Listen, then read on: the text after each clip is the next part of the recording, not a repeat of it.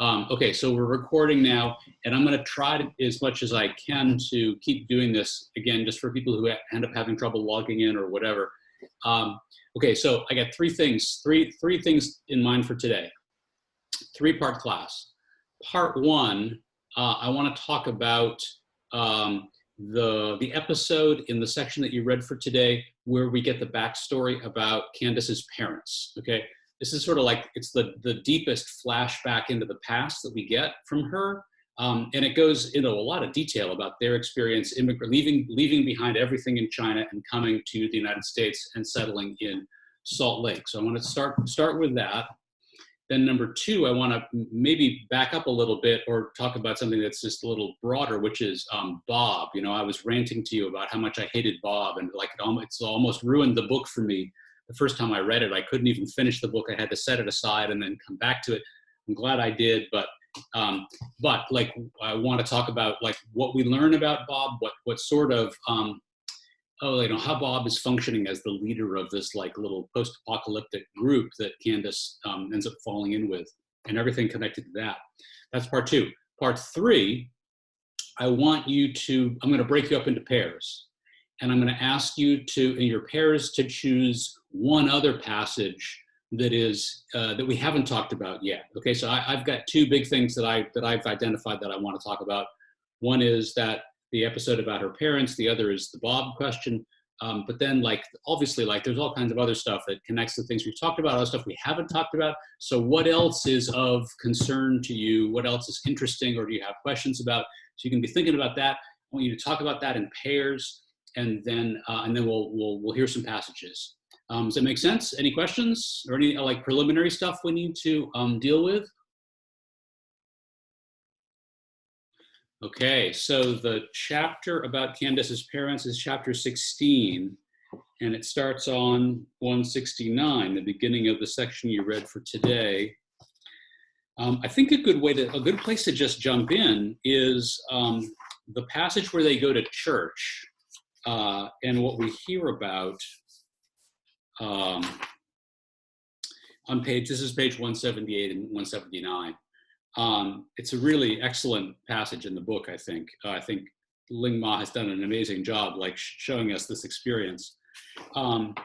So what we hear is the sermon from the minister the first time they go to this. It's the first time they've been to a Christian church. Obviously, neither of them is religious and has no experience with Christianity, but they go to this thing, the 4 C's they call it, the Chinese Christian Community Church in Salt Lake City. And we get to hear what they hear from the minister.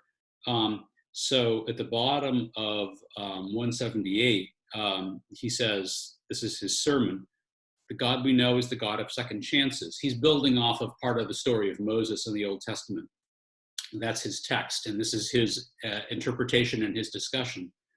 The God we know is the God of second chances, but it is also a responsibility to accept and shoulder the second chance that God gives you.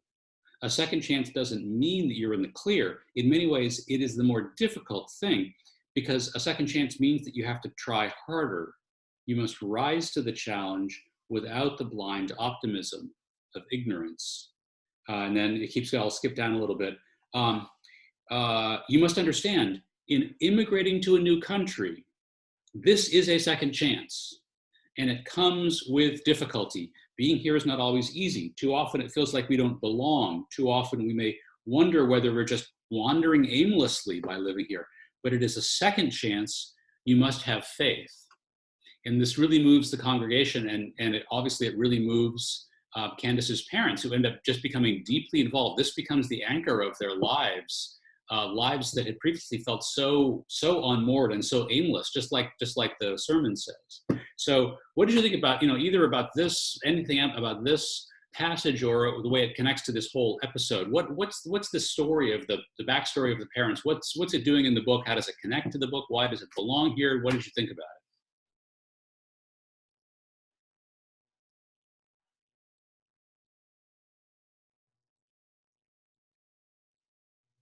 I guess it's kind of like demonstrating the power of like a religious community in a time of need. It's kind of like connecting it to like how she's like wandering with her group right now, and how her parents were like wandering in America before they found that group. Yeah, that's great. Which you remind me of, Ricardo, is also the way that Ling Ma begins this chapter. Anybody remember what that was? I've totally forgotten about this until I reread, but like you just get this little the Mormon group. Exactly. Yeah, you get like this little history of the Mormon Church. Of course, you know the Mormon settlers were the first. They were the first white settlers who settled in that area of what is now Salt Lake City, as they are in the they founded the city. So it begins with their wandering, their exile, their emigration, if you want to put it that way. And then, yeah, it totally links up with, we talked about this just a little, we can go in this direction more, but like, as you've all pointed out, like, these last 3 books that we've read that are kind of thinking about the future in different ways, religion is really important. And so the book's clearly thinking about the function that religions serve in the way that we sense community and belonging. Good. What other reactions? Stefan. This kind of made me think back to the argument, like towards the beginning / middle of the book, when Candace's parents, like, they were arguing how Candace's mom was like, oh, like, I never wanted to leave China, but like her dad was saying, like, this is a better opportunity for me, like, we can do things elsewhere and Candace can grow up and do whatever she wants. So like that kind of, like, I felt that, like, that was definitely about, like, the dad's belief, like that sermon. So it just kind of thought back to that discussion that they had earlier. Yeah, that's really good. I mean, like another connection that you're making for me here is that the conversations are different, but we do get some conversations between Candace and Jonathan as they're trying to negotiate, like, do we move forward? Do we change? Like they've got big decisions to make, right? Yeah, and I think part of what you see with both parents is the huge cost of this experience of emigration, right? Like this experience of religious community does inspire and soothe them. And I find that passage that I read, I find it really moving. Like I think Ling Ma is just incredibly talented in encapsulating this little picture of that, imagine them going, like, experiencing this, like, and feeling so alone and feeling like that. And there's that amazing scene with the first night that they go shopping for food, like they're hungry, they go get something, and they're so overwhelmed by the supermarket that they just can't even choose anything. And they just get a gallon of milk and go home. Like they're just like overstimulated by every single thing that they put their eyes on is new and strange. And this is the first place that's offered them this sense of a home and a sense that they're not just wandering, that this could mean something.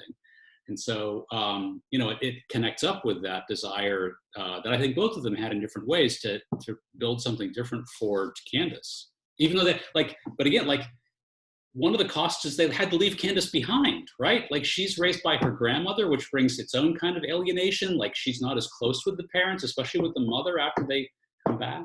I don't know. You guys are just suggesting lots of things, ways that this connects. But tell me more. Like, and it doesn't have to be about this passage where they go to church, but other aspects of this story of the parents that you thought were interesting or that made connections for you. Yeah, Vindhya. Yeah, this was especially like a powerful chapter to read. I think I don't know if this is like jumping ahead, but like there was this one quote on the next page that like really stuck with me. So it's on page 180, and it says, there's mystery to how faith takes root and flourishes, how need transforms into belief. And so I thought this was a really powerful quote, not only like with her parents' story, but I feel like I wonder if later with Candace and like the situation that she's in now with like Bob and being like trapped in her place, if like her need will transform into like believing in herself kind of thing. But I thought it was really interesting, kind of like her relationship with her parents, how there is like there is a lot of like belief and power there, but there is a lot of like resentment as well. And so I think like Ling Ma does a really good job of like not like only romanticizing that story. And so I don't know, it was like really powerful that like for like the entire book we didn't really have so much of Candace's backstory, and then this was like a really like powerful insight into like maybe why she is the way that she is. So I don't know, I had a lot of thoughts about it, so it was really nice to read.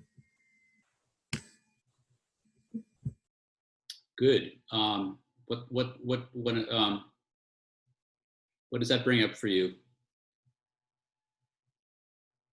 Okay, well here's one way one thing I'm curious about. Like I think I may oversimplify a little bit. You know I'm an oversimplifier sometimes, right? And that's because I really do want you to think about the way that books like novels do propose ideas and arguments, and they're always debating ideas and arguments, but then it's never in a simple way. Like if Ling Ma like had a point that she wanted to make about religion or immigrant, like she could have just written an essay, but she's an artist. She decided to create an artwork, and works of art don't have like simple morals. Like there's no one way to distill this down to one simple sentence. But at the risk of oversimplifying, I wondered how you read this, the theme of religion in the book, or the issue of religion, because I mean, part of me when I read that sentence that Vindiga read, which is really great, there's a mystery to how faith takes root and flourishes, how need transforms into belief. How critical is that? I mean, how skeptical is that as a take on the experience of religion in different social groups?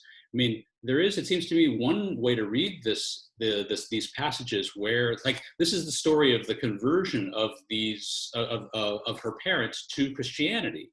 And it seems like one way to interpret what the story Ling Ma is telling is that this is a kind of relationship of convenience, that they need a sense of meaning in their lives. And it's not that they like feel this deep sense of, I mean, at risk of oversimplifying, I don't think this is the only way to read what's going on here, but I wonder if is the book taking a kind of critical and skeptical stance, as if to say, well, they only converted to this new faith because it would help them feel a sense of belonging in this new place? Or is there something more, as she says here, more mysterious and deeper going on? Diana, you had your hand up. Yeah, I was like kind of thinking about it in the sense of like how meaningful it is, like because it is a conversion, like it really is like them like leaving behind like their like Chinese traditions and like any of like those beliefs, and like just like completely going into it like a Western religion. And I think that would even cause like a lot of strife within their family, like back home, of them like not doing things that they think that they should still be doing, whether they're in a new country or not. And I feel like she is kind of providing like a critique of like how I don't think she's like victim blaming. Like she's not like saying like, y'all are messed up for like embracing like a new religion, but like she is kind of just showing how when you're an immigrant, you end up like in a way having to like go into these communities because they're the only ones around, and like they hadn't been able to meet any people that looked like them or spoke their language or like where they felt at home, and like the only place where they could find that was in a religious setting. So I don't know if it's like necessarily like a critique, but she's just kind of showing like how it's a funny way of happening that like it ends up being in a religious setting for most immigrants that they find home in like a new place. But yeah, like I even was like thinking about it, like in the sense of like my family are immigrants, and like we joined the church because that's where my parents felt at home. And like even if like before they weren't religious like at all, like being there like ended up making them like really religious. And so I think there is a lot of power in like a religious setting of like bringing people together, and then like that may or may not bring like good consequences, but there is something about being in that setting.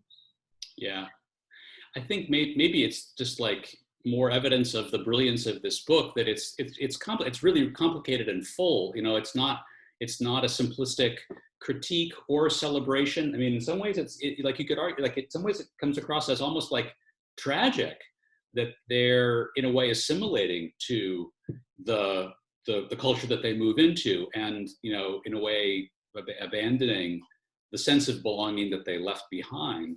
But as you say, like, it's not like it's shaking, like scolding them, or like, it's very sympathetic. I think it's deeply sympathetic to the incredible difficulty and isolation. Okay, let's make a transition and talk about, and there's some connections that somebody already sort of gestured to the way that Bob, of course, is kind of creating or trying to create this sense of faith or a religious practice, or he makes everybody pray, so that there's certainly a religious element to what Bob is trying to do. But let's just in general bring up the transition to the Bob story. Thoughts about that? Anybody want to start us off? What's your reaction? What do you think? The book's showing us in the way that this post-apocalyptic community comes together around Bob?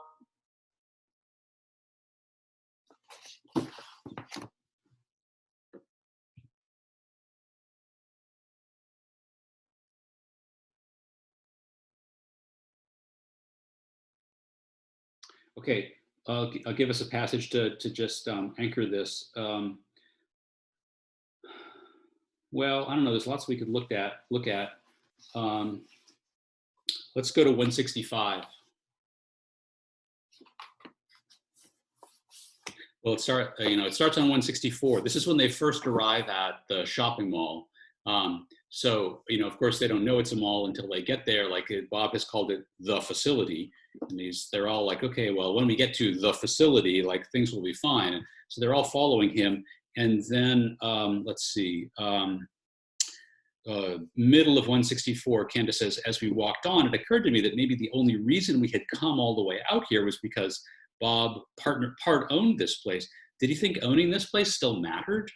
The first floor led to the food court, its signs once ablaze with Taco Bell, Chick-fil-A, Wendy's, Falafel Grill, Tokyo Palace, etc.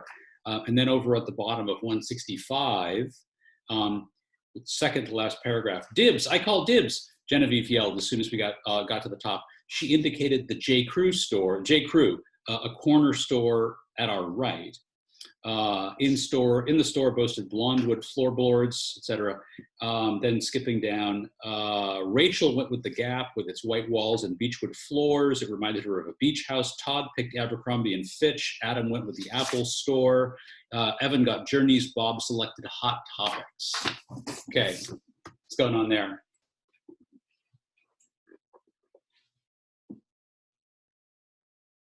Does this remind you of anything else in the book? Does it connect to anything else?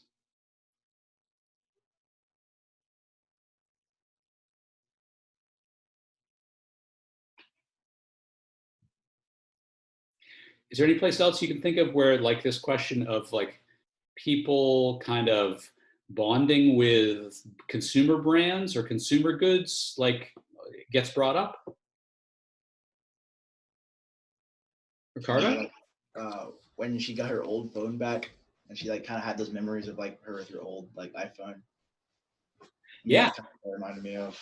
Yeah, no, that's good. Like that was a consumer good, right? It's an Apple product. And, so that's like part of her loss in that phone is the loss of that thing.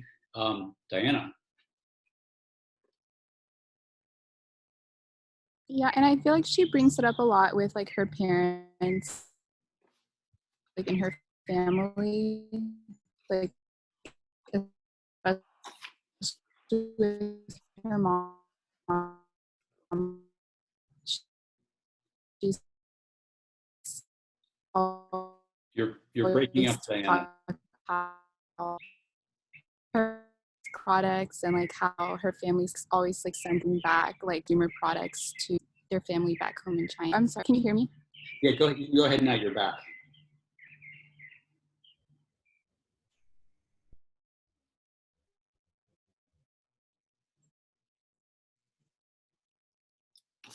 I think I've lost you all.